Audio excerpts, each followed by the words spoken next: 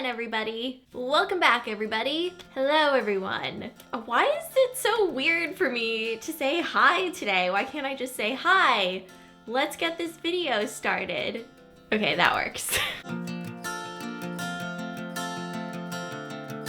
I've been getting a lot of requests to do a video about books because I read a lot. I post about books on my Instagram stories all the time, and I have just been getting a lot of comments and messages asking me to talk about some books that I have read recently and to just share my thoughts on them. I am a huge book nerd, and I don't think I've ever actually made a video like this before, which is actually quite shocking to me because I talk about books so much with the people that are in my life, and it's just kind of a no-brainer for me to be doing this. I just can't believe after all this time I haven't really done anything like this before. I read a lot of different kinds of books. I don't really have one particular thing that I stick to, and you'll definitely see a variety in the selection that I brought today. So I'm just gonna go ahead and jump into everything. This is a book that has been talked a lot about recently. It's called The Hate You Give, and it's by Angie Thomas, and it was a #1 New York Times bestseller. I started reading this when I was on vacation, and I started tearing up by the end of chapter 2. This is an incredible story. It doesn't take that long to read, and it is just something that's so moving and so powerful and really relevant to what's happening today. The main character in this book is Star, and she lives in a poor Black neighborhood but attends a wealthy white school. And so you see her grappling with this really huge divide in her life, trying to figure out how it balances out. And then one of her childhood best friends gets killed. And the way that it happens is what made me tear up at the end of chapter 2. I was just so taken aback by how I was feeling and what happened and how quickly the story just gets started. Her friend was a young Black teenager, and he was shot by a police officer, and it goes into the story of, you know, the police not really doing anything about it, people getting really upset and protesting and really fighting for this huge injustice that was unfolding right in front of them.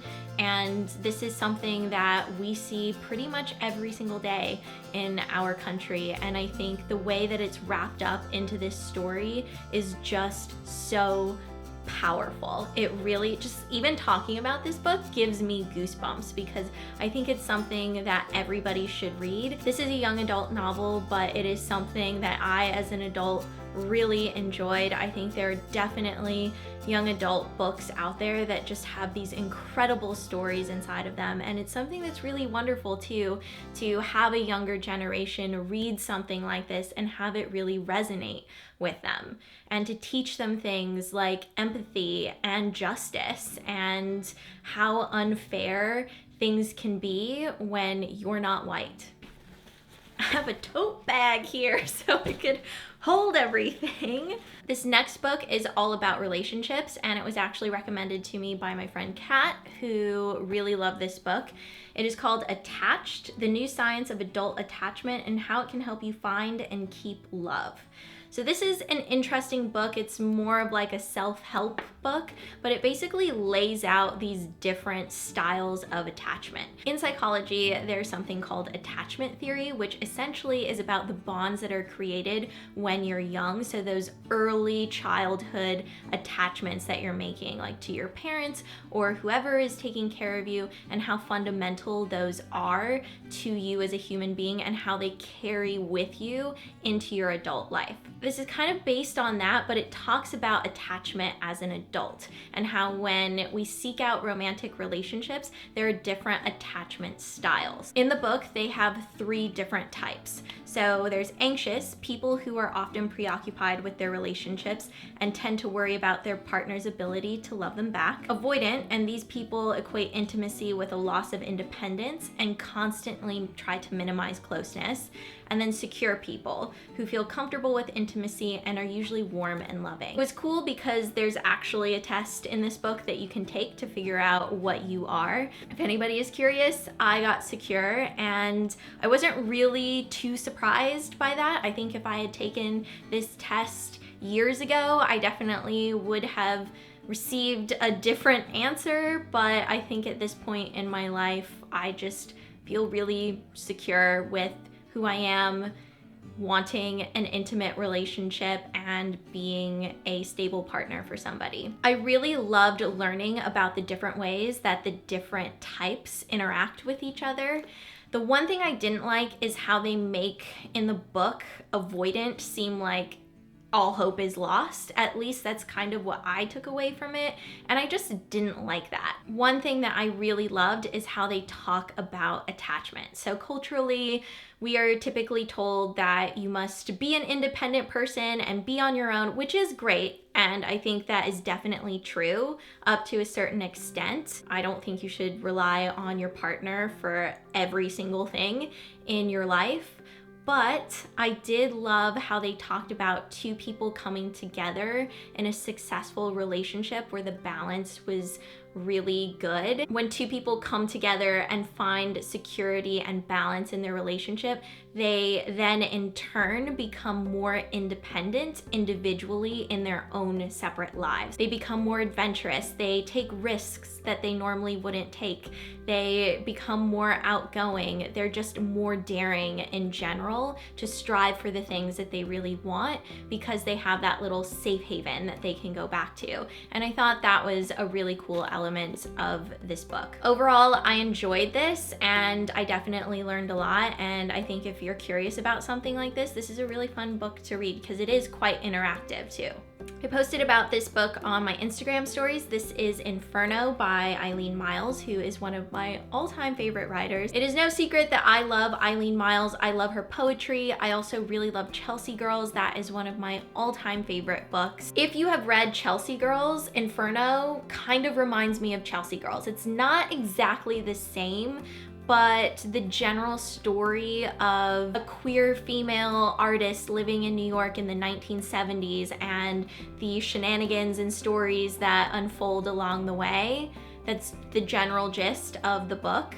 But I love it. Like, I couldn't get enough of Chelsea Girls, so I just loved Inferno. I love the way that Eileen Myles talks about relationships, self-discovery, just the mundane things that happen in life, and I love the way that she writes about New York City. There's this one part where she's talking about the way that people speak in New York City. There's a man who uses the word denizen. He kind of sneered when he said the word denizen, which to me was exotic, but here apparently it was normal. It simply meant that people, adults, hung out. New York had a way of professionalizing the normal, which was heaven for me. Here she's talking about how the city is constantly changing. A place starts as the Bowery Residence Committee or the 3rd Street Music School, and it loses its lease or it has to grow. So it winds up on 11th Street. And keeps its old name because that's what it is. And also it becomes an occasion for New Yorkers to boast. I lived on 3rd Street when the music school was there. People real. The story becomes sort of an arch for an older person to talk under and the new people to stand around there and listen. And then step through and walk on. But some of it sticks. Always, the new city grows as the old one is shrinking, and a person's ability to arrive in some comfortable state with both cities has a lot to do with money. Not necessarily having it, but having a good relationship with it. Eileen Myles definitely writes in a very different way. She often abandons traditional punctuation and spelling, and I just really love that. It's really a flow when you read her writing, and because I've heard her read before, I know that she has a Boston accent, so I always read it in this Eileen Myles Boston accent, which I just really enjoy. I feel like it really brings everything to life and that she's right there next to you telling you this story. Next up, this is a book that was written in 1918. When I said that I like various kinds of books, I meant it. So this is a book called A Married Love, and it's by Marie Stopes. This was originally published in 1918. This is a 9th edition and it was printed in 1920, so it's very old. So I definitely read this book with care. But if you watch Downton Abbey, this is a book that appeared briefly in that show. It's a book all about how to basically be sexual when you're married and how to explore a sexual relationship. So if any of you watched Downton Abbey and you remember Mary going through her kind of sexual liberation phase where she started seeing this guy, she wasn't fully ready to commit to an engagement. She really wanted to see what their relationship would be like, and she had Anna go out and get her a condom so she could have sex with this guy before saying, yes, I want to marry you. Basically, she just wanted to date and she wanted to have sex with this guy, but it was such a taboo thing to do at the time, and Anna went out and got her a condom, and Mary was reading this book. So I just think that things like this are fascinating because it really gives you an insight into what was happening at that time culturally and socially. And this really was a book that was so just controversial when it came out because it was talking to women about sex and how to get pleasure and how to give pleasure, and just anything sexual in general was like a huge deal. I just love how things are written too. For example, dreaming of happiness, feeling that at last they have each found the one who will give eternal understanding and tenderness, the young man and maiden marry. At first, in the time generally called the honeymoon, the unaccustomed freedom and the sweetness of the relation often does bring real happiness. How long does it last? I just love the way that this is written. It's amusing and funny, but also so interesting and really gives you an insight into how women felt at that time about sex and their bodies. Because even in a book like this, which was definitely revolutionary, there's still a lot of shame circling around this and, you know, talking about your body, and there's still the element of having sex to please a man. There's definitely nothing gay happening in here either. So it's just, I think, a really great learning tool and also very entertaining to read. A book that was not written in the early 1900s about love. This was written in this century, actually just a couple years ago. It is Aziz Ansari's modern romance. I'm actually just realizing now that I have talked about like 3 love books. This is unintentional. They're all very different and unique in their own ways. I loved this because Aziz Ansari is so funny, and this is also a book essentially full of data. I didn't realize how data-filled it was going to be. This book is about how technology influences our relationships today, specifically our romantic relationships, and how that has changed so much from our parents' generation and the generation before that, where people usually met and married people who lived in the same apartment building or in their neighborhood. And now pretty much the entire world has been opened up to the entire world in terms of dating possibilities. I found this to be very interesting. I learned a lot from it. They mainly focus on heterosexual relationships, which he does touch on in the beginning of the book. Aziz Ansari is so funny in this because he does make his own personal commentary. He guides you through the data, and I just thought it was a really fun and different format. But if you're not somebody that likes reading charts and, you know, hearing about different surveys and essentially getting an analysis of all the research that they did, you're probably not going to be interested in this because it is a lot of reading that kind of information. But I was just eating it up and loved every second of this and found myself laughing out loud too, because Aziz is just great and hilarious with his commentary. I really love poetry, and one of my favorite poets is Adrienne, and I actually bought this because I also really love Cheryl Strayed, And The Dream of a Common Language is one of the books that she brought with her when she hiked the Pacific Crest Trail. And I looked everywhere for this book. It actually took me a while to find it, but I finally got it and I love it so much. It is just filled with some of the most beautiful poetry. I also really love Adrienne Rich because she is a woman that writes about her love for other women.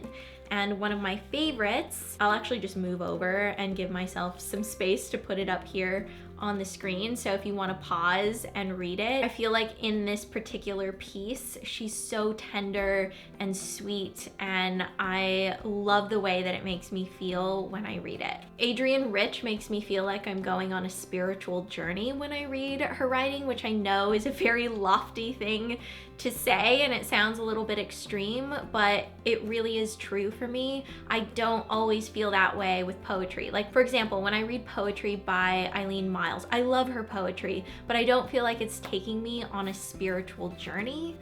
Adrienne Rich, I feel that way. It really feels like this awakening of my soul and different pieces inside of me that I didn't know that I had.